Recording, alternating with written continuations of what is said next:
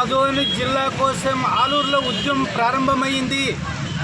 ఈ రోజుకి 6వ రోజు రిలే నిరాహార దీక్షలు జరుగుతున్నాయి. అయితే ఇవాళ చాలా శుభపరిణామం.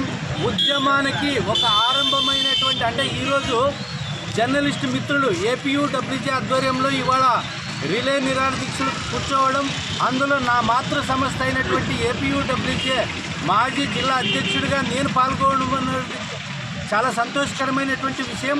అయితే ఇవాళ ఆదోని జిల్లా ఎందుకు కావాలి, ఆదోని జిల్లాగా ఎందుకు చేయాలన్న విషయము కలం మిత్రులు, నా తోటి మిత్రులు, జర్నలిస్టులు ప్రతి ఒక్కరూ దీన్ని గ్రామీణ ప్రాంతాల్లో కూడా ఈ ఉద్యమం ఉధృతమయ్యే విధంగా మీరు తీసుకెళ్ళాలి. ఇవాళ ఆలూరులో ప్రారంభమైనటువంటి ఈ రిలే నిరాహార దీక్షలు ప్రతి గ్రామంలో కూడా కుల మత వర్గ విభేదం, యూనియన్లు విద్యార్థి యువజన శ్రామిక కార్మిక శక్తులన్నీ ఏకం కావాలి. ఈ ఉద్యమం మరింత ఉధృతం కావాలి.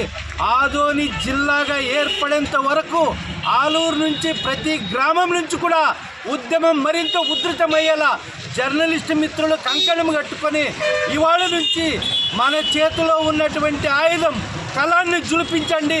కలంతో ఈ ప్రాంతంలో జరుగుతున్నటువంటి, ఈ ప్రాంతానికి కావలసినటువంటి, ఈ ప్రాంతానికి అవసరమైనటువంటి ఏ జిల్లా అయితే ఏ విధంగా మన ప్రాంతం బాగుపడుతుంది, జిల్లా అయితే ఈ ప్రాంతం ఏ విధంగా అభివృద్ధి చెందుతుంది అన్న ప్రతి ఒక్క విషయాన్ని ప్రతిరోజు కథనాల రూపంలో ప్రజల్లోకి తీసుకెళ్ళండి.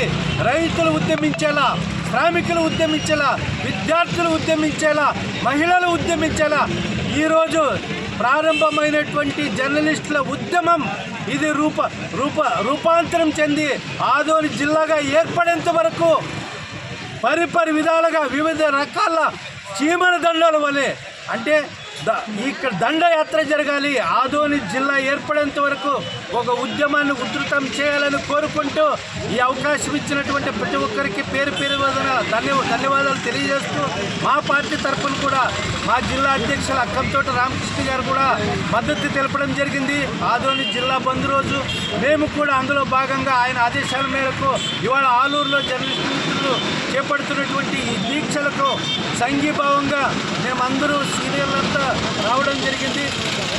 ఈరోజు నుంచి జరిగే ప్రతి ఉద్యమానికి బీజేపీ కూడా జిల్లా సాధన సమితిలో పాలు పంచుకుంటుందని తెలియజేస్తున్నారు.